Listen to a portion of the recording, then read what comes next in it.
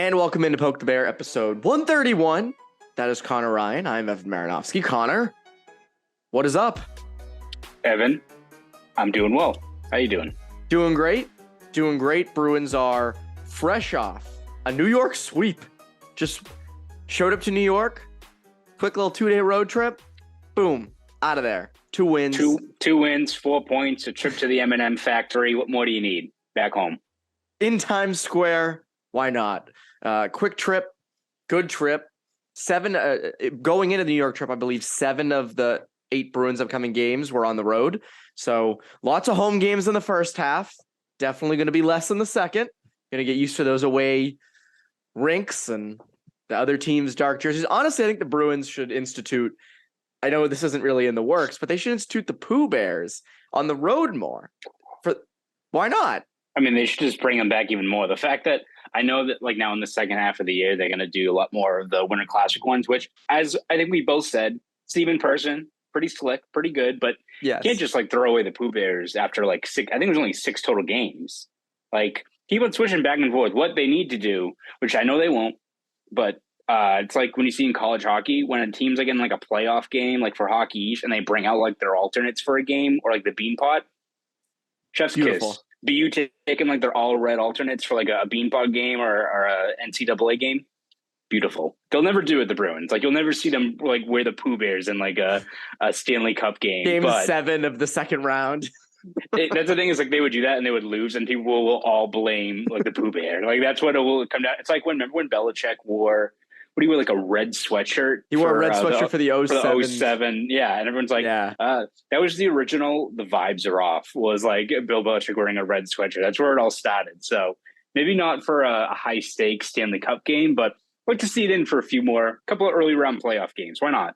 I don't even get like for the rest of the regular season. Why is that jersey not used more for away games? Because the other team doesn't have to plan around it. Like it's still a white jersey.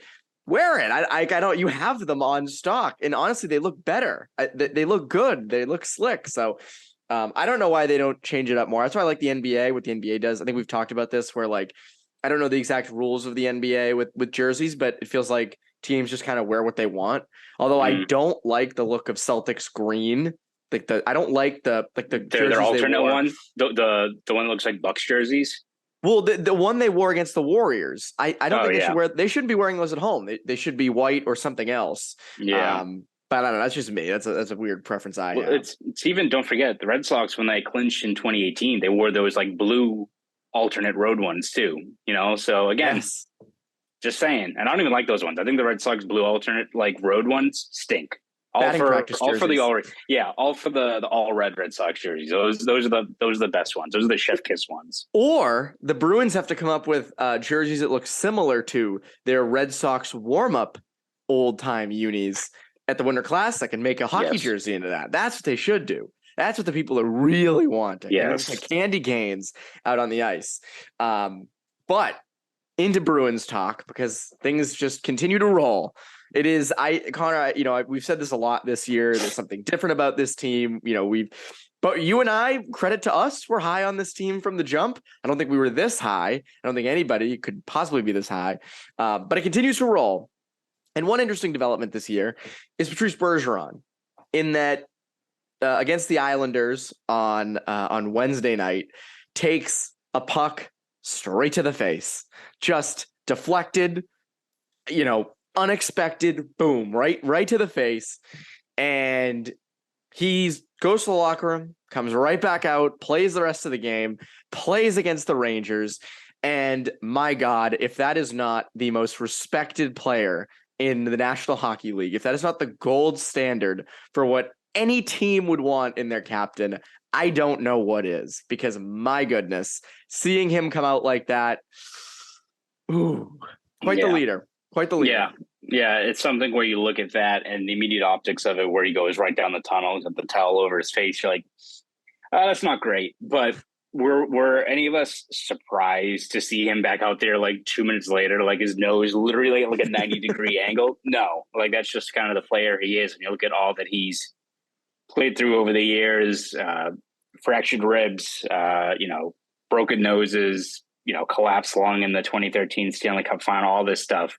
It's just par for the course for him to play through that. But I think it once again shows the obvious thing, how tough this guy is and how he can play through these things. But I think also you listen to guys after the game, whether it's a guy like Marchand or Olmark or any of these players, I think just the reverence they have for him. It's something that I think we've kind of touched on before, but you look at across all different sports, there's obviously a lot of buy-in from a team wide in terms of winning for a veteran, the respect for a veteran leader in the room, what have you. But I think Bergeron's like just a special case in terms of just how much they do revere and respect this guy and what his role is. Like, I don't think you've seen a collective buy-in from a whole roster surrounding one player and, being cognizant of what the stakes are and not just the contention window that they're in and, how many more years they can, get a kick at the can like this, but to also win and try to play for a guy like Bergeron and, play to his standard.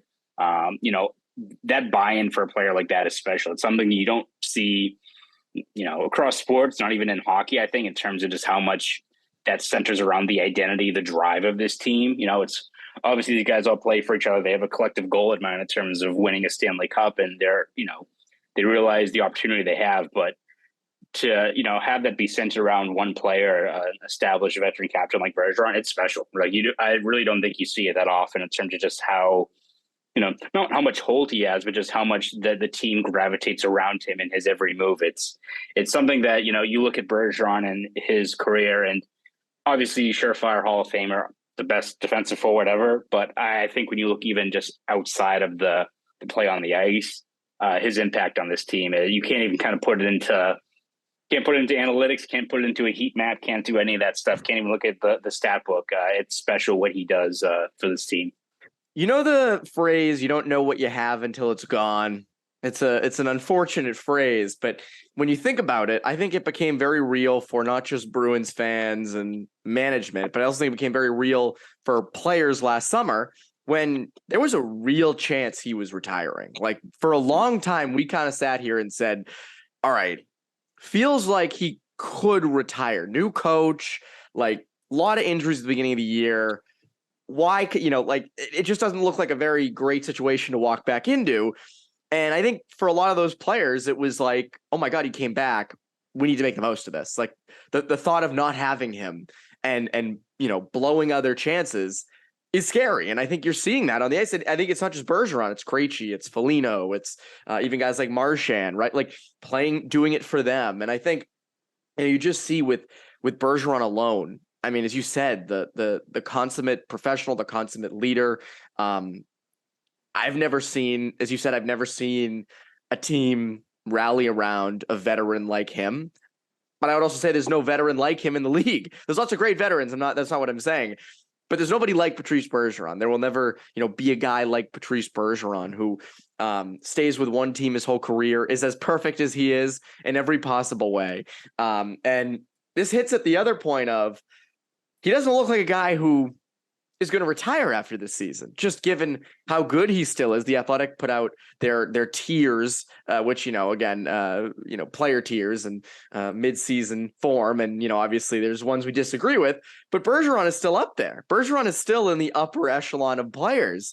I think it was like the 1B tier or 2B. Yeah. I forget. I think he was right below I think he was like the third overall tier. I think it's like McDavid and like McKinnon and Matthews are in one tier. Then it's like Pasta and those guys. I think Bergeron's maybe the tier right below, just still top 20 player, top 15 player. Yeah. So still really good. Really, really good. Not bad. And I just, you look at that and you look at the play on the ice and you say, well, this guy could continue to play for 3 more years and be completely fine. But you also look at the injury that took place Wednesday, the puck to the face. And you think of all the shit he has been through over his career. And you think to yourself, like, as he's leaving the ice going down the tunnel with his nose like this, like, is he not just kind of like, man, I don't know how much more of this I really want to deal with? And who could blame him? I mean, the concussion in 2007, the collapsed lung in the 2013. I mean, you can go through the laundry list of injuries, but then you also have the other side of things, which is he's still playing really well. What do you think? Yeah, it's something that is definitely what he'll weigh. I think even if he's playing at a high level, he's still not going to be a guy that, I think we both agree with this, he's not going to be a guy that's going to play until he's 40 and transition into like a really savvy defensive third line center. He's going to be a top line center, and he's going to retire probably at still 85-90% of his game. If not, again, even this year, he's right now, I think, the front runner for the Selke. He's having, once again, one of his best seasons, if not, again, one of his best. And when you look at just his defensive numbers are insane for what his matchups are, the minutes he gets. But again, it's you weigh it against just the off-season conditioning, the constant grind of a season. Like, as you just said, playing great, playing awesome, team's great. Then also you're probably getting your nose reset the next morning after icing it all night. And you're probably like, shit, all right, this weighs on you, right? And so I think it's something that he even mentioned this past offseason when he went through the decision to come back of, it's not just how much he loves the game, which he still does, and how much he still thinks he has left in the tank, but it's also family and, weighing those obviously very important priorities as well. So we'll see kind of what happens, right? I think it's such a thing that is so consequential for this team in terms of Bergeron's future, but it's also so up in the air, right? Because if the Bruins win the cup, then he probably goes out on top. But again, if they get a few rounds, who knows what the next step is. So it's something that will be fascinating to watch. Probably scary for a lot of Bruins fans as he mulls that decision. But in terms of the factors leading into whatever decision he makes, I don't think it has to go around or revolves around his play and it's slipping at all, because it hasn't. No, not at all. And what's funny is, I don't know, this team has such an all-in feel, such a team of destiny feel. If they didn't win, right? If they let's just say they get to the conference final and they lose, or the cup final and they lose, to expect that the same team's going to come back the next year, do it all again and try it all again, that's a high expectation. I almost feel like that's like, if they were out in the first round, then he might be like, I'm coming back. But if it's to do that all over again and have everything go right the way it has this season, and then have it not work out and then come back in hopes that it happens again, I don't know. That's a tough one. Again, that's so far down the line, but this Bergeron retirement thing is interesting. I know there was the behind the beat clip where he says like, I'm not leaving. But again, that was for the moment. He's not going to be like, guys, I'm actually retiring at the end of this year, so please stop. Like, they're not going to say that. I also don't think they would have put that. If you did say that, I don't think they would put that in the documentary. I don't think they would have made it through after the Sagan trade. I think they are a little bit more. Again, it's a great program, and they do showcase a lot behind the scenes. Probably some stuff they're like, you know what? Yeah, it's funny. The behind the beat thing, it's always been fascinating to me because it's maybe the best behind the scenes hockey show in the NHL. I don't like religiously watch the others, but from the years of behind the beat, I have to say it's probably the best. And it's a fascinating look at everything that they do. But yeah, I think if Bergeron turned around and said, I'm not, actually, guys, I think I might leave at the end of this year. I don't think that would have been in the final thing. For a long time this season, one of the narratives we kept talking about was Ullmark is playing amazing, but at some point you're going to have to pump the brakes on him a little bit, give him some time to rest up for the postseason. You don't want him worn down. And part of the reason that really could never happen was Jeremy Swayman really couldn't find a groove. It just, had an injury and just, season got off to a tough start, never really found his game until now. Jeremy Swayman 6-0-2 in his last 8, 941 save percentage and a shutout. He has been spectacular of late, and it's at the perfect time. It's coming at the perfect time. Calendar turns 2023. Couple more months left of the season. Let him, find his groove. Take a lot of. I thought you were going to say let him cook. Yeah, let him cook as well. Yes, hold up. Let him cook. Absolutely. But at the same time, I do think that it's coming at a good time because you can give Ullmark a little bit of rest, right? Yeah, absolutely. I think you look at it. One, it's good because you've got two goalies on heaters right now, too. And I mean, how demoralizing it for a team that you probably already look at how good the Bruins are, how much depth they have. You have Ullmark, who's putting up Vezina numbers, video game numbers. And then you have Swayman, who I don't think teams probably look at it like, all right, this is an easier matchup, but all right, like we're not getting Ullmark today. And then you look at that game against the Rangers and the amount of grade A stops, breakaways that Swayman corralled. And it wasn't even like he was making these highlight reel stops. He was just so, square to the puck, was tracking pucks well, that he made a lot of really dangerous chances for the Rangers. looked pretty easy with his saves. So he's locked in right now, playing at a really high level. You had already mentioned his stat line, but it's great all around. Not only does it make an already very, very, very good Bruins team that much better, but you have Swayman who started the year slow. He's getting his confidence back. He's still a guy that, even though Ullmark is the clear number one, it's not to say that Swayman is getting relegated to, just pure backup duty. Like, the Bruins ideally want to have this two-headed monster in net. And for Swayman, you get that added motivation of fighting for those reps. And the Bruins are going to need him to keep on playing at that level. As you said, this can't be a situation that the Bruins go into this playoff with Linus Ullmark, whose career high in stats in the season was 41. They can't have him play 60-plus games. You can't have that happen, because if there's one thing that I think you look at this team in terms of a question mark for the playoffs, it's probably unfair to say it's the goaltending, because they've been otherworldly so far this year, but you need to have them rested and playing at their best level and peaking at the right time. You don't want these guys to, go into March where the schedule really ramps up again and start hitting a bit of a lull. And then you go into the last thing you want to do is the start of the playoffs, have like Ullmark finish the year like with like a 9-10 save percentage in his last 6 or 7 starts and be like, oh, what exactly is that? Like, again, that's probably fear mongering on my part, but you just need both those guys playing at a high level. So stoking the flames. Yes, exactly. That's like the one thing in the back of my head. I'm always like, we'll see what happens there in terms of everything operating at a high level beyond just the obvious injuries. But Swayman, if he can start, if they can make it a 60-40 split or even 55% split in favor of Swayman down the stretch here, it'd be huge, not just to get him confident in building his game, but you just need to give Ullmark a bit of a respite here down the second half. Again, I think what you don't want, as you kind of alluded to, you don't want to hit the first round. And when we're talking about, first round matchups, people are like, oh, the Bruins were great all year. And then the last month and a half, Ullmark started to show that he was human and the team started to, falter a bit. Like, you don't want the losing streaks or anything like that happening in late March, mid to late March and early April. You don't want that then. So I think it's good to get Swayman reps and more time in net down the stretch here, because, as you said, he's been terrific. He was great against New York on Thursday night. And hopefully for him, that kind of continues. The one negative of this whole show, Brandon Carlo took a shot right off the right leg in the game against the Rangers on Thursday. Team announced he was out with a lower body injury, didn't return to the game. Obviously, a lot of minutes thrown on the rest of the D-corps. Hopefully things are all good with him. I will say at least it's not a head injury with him, given his history with concussions. I think that's step one of it. It's better that it wasn't his head, obviously.